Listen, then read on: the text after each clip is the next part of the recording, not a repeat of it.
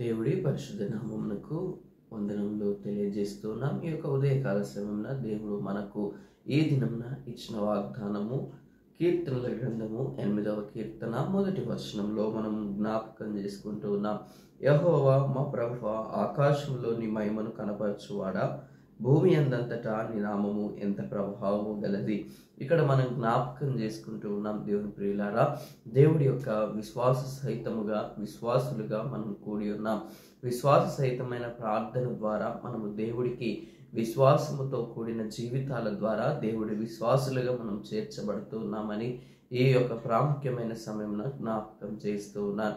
ఈ యొక్క ఉదయకాల సమయమును దేవుడు మనకు అనుగ్రహించారు. తర్వాత ఇక్కడ చూస్తూ ఉంటే ఉదయకాలమున జరుగుతూ ఉన్న ప్రక్రియలో దేవుడు మనలను కూడా ఒక విధంగా దేవుడు మనల్ని తిరిగి నూతనమైన దినములో మనం ప్రవేశించేలాగున దేవుడు తన కృపను అనుగ్రహించారని ఈ విధంగా జ్ఞాపకం చేసుకుంటూ ఉన్నాం. ఎందుకు మనల్ని నూతనత్వములోనికి ఏ విధంగా నడిపారు దేవుడు అని అనుకుంటే, నూతనంగా నిన్నటి దినం మటుకు మన జీవితాలలో, అంటే వ్యక్తిగత జీవితాలలో కాదు కానీ ఇతరుల జీవితాలలో కూడా చూడనిది ఈ దినమున మనం చూడగలిగిన దేవుడు కృపను మనకు అనుగ్రహించారు. నిన్నటి దినమున చూస్తూ ఉంటే, నిన్నటి దినమున మనకు 3rd అక్టోబర్, కానీ ఈరోజు మన జీవితాలలో 4th అక్టోబర్గా దేవుడు మార్చాడు. మొదటిది తర్వాత యాస్టీస్ అన్నీ అలాగే ఉన్నాయి కదా బ్రదర్ అని అనొచ్చు, కానీ మన జీవితాలలో నూతనమైన ఆరోగ్యమును కూడా దేవుడు అనుగ్రహించినారని జ్ఞాపకం చేసుకుంటూ ఉన్నాం. నిన్నటి దినమున మనకు మళ్ళీ తిరిగి అది మన జీవితాలలో కదా ఎప్పుడో వస్తుందో అనేది మనకు ఎవరికి కూడా తెలియదు. ఎందుకంటే అది ఎప్పుడు వస్తుందో అంటే దాదాపు అది చాలా డేస్ తర్వాత కూడా రాకపోవచ్చు.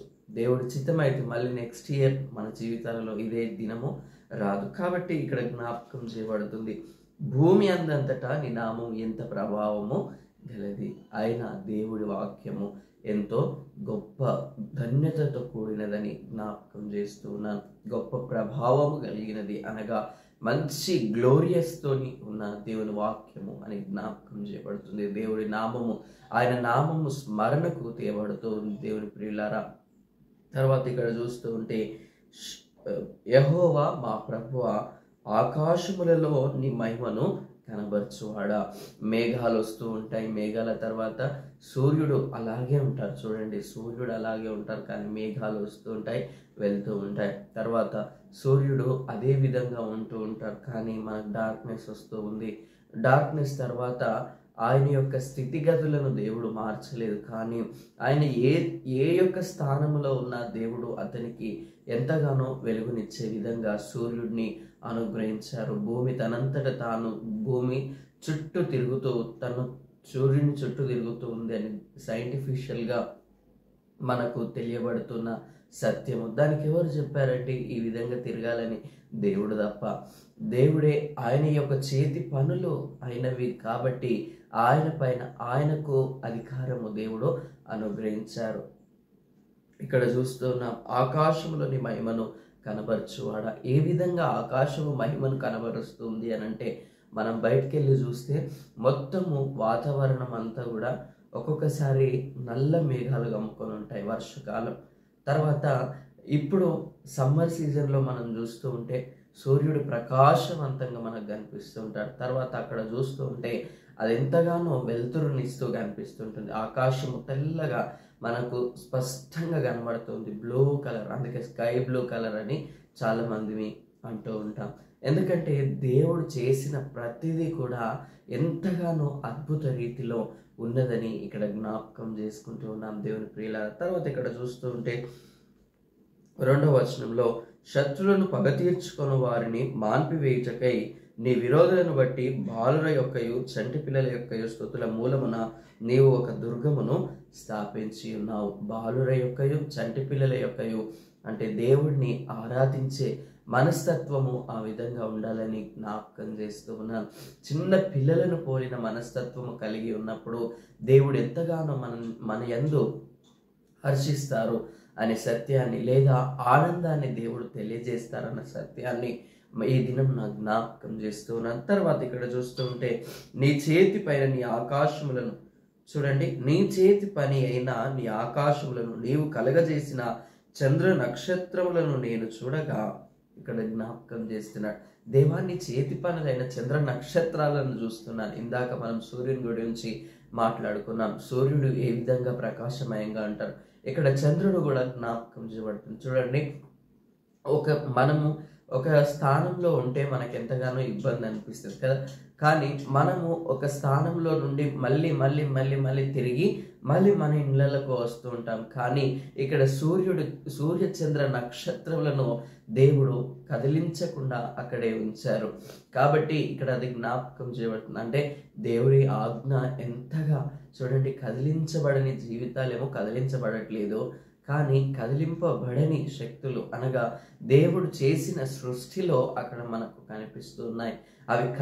అవి ఏ విధంగా ఉన్నాయంటే, చంద్ర నక్షత్రములు అవి ఎప్పటికీ కూడా కదల్చబడవు. దేవుని వాక్యంలో జ్ఞాపకం చేయబడుతుంది. తర్వాత, నీవు మనుషుని జ్ఞాపకం చేసుకుంటకు వాడే పాటివాడు. మనుషుని జ్ఞాపకం చేసుకో ప్రభా, మమ్మల్ని జ్ఞాపకం చేసుకో ప్రభా అని ప్రార్థన చేస్తూ ఉంటాం. అసలు మనల్ని జ్ఞాపకం చేసుకోవడానికి మనము చేసిన అర్హత లేదా మనకున్న ఆధిక్యత దేవుడి దగ్గర ఏంటిది అనే సత్యాన్ని ఇక్కడ జ్ఞాపకం చేసుకోవాలి. ఎందుకంటే దేవుడు ఆయన యొక్క పునాదులు భూమికి ఎల్లలు వేసినప్పుడే దేవుడు మానవుని పట్ల ఎంతగానో ప్రేమ ఆప్యాయతలతో దేవుడు మనలను చేశారు. అందుకే ఇక్కడ జ్ఞాపకం చేస్తున్నారు 4వ వచనంలో, 8వ అధ్యాయం 4వ వచనంలో, నీవు మనుషుని జ్ఞాపకం చేసుకున్నటకు వాడేపాటివాడో, నీవు నరపుత్రుని దర్శించుటకు వాడేపాటివాడు. ఎందుకంటే దేవుడు చేసిన దానిని బట్టి మనము కలిగి ఉన్నాం. ఎందుకంటే ఆదాము గారి జీవితంలో మనం చూస్తూ ఉన్నాం, నరులు లేరు. అప్పటి వరకు నరులతో కూడిన శత్రువులు లేరు అక్కడ. కానీ దేవుడి యొక్క ప్రేమ ద్వారా దేవుడు రండి మన పోలిక చొప్పున నరులను చేయుదము అని 2వ అధ్యాయంలో మనకు జ్ఞాపకం చేస్తున్నాడు. దేవుడి యొక్క ప్రియులారా, దేవుడు ఈ విధంగా జ్ఞాపకం చేస్తూ ఉన్నాడు. ఆయన ఆ నరులను మనలను చేసిన వారిని జ్ఞాపకం చేసుకున్నటకు వాడే పాటివాడు అనే సత్యాన్ని ఇక్కడ జ్ఞాపకం చేస్తున్నారు. దేవుని ప్రియులారా, మనం ఎందుకు పనికిరాని వారము, ఏ అర్హత లేని వారము, కానీ దేవుడు మనల్ని ఎంతగానో ప్రేమిస్తూ ఆదరిస్తూ ధైర్యపరుస్తూ దేవుడు ఆయనతో కూర్చుండే అనుభవంలోనికి మనల్ని నడిపించాలని దేవుడు జ్ఞాపకం చేసుకుంటూ మన దినదినము దేవుడు నూతనమైన కృపను, నూతనమైన క్షేమమును అనుగ్రహిస్తూ మనలను ముందుకు నడిపిస్తున్నారన్న సత్యాన్ని ఈ యొక్క ప్రాముఖ్యమైన సమయంలో జ్ఞాపకం చేస్తున్నాను. దేవుడు అట్టి కృప, అట్టి కాపుదల దేవుడు తన కృపను మనకు అనుగ్రహించును కాక. ఆమేన్. ప్రార్థన చేసుకుందాం.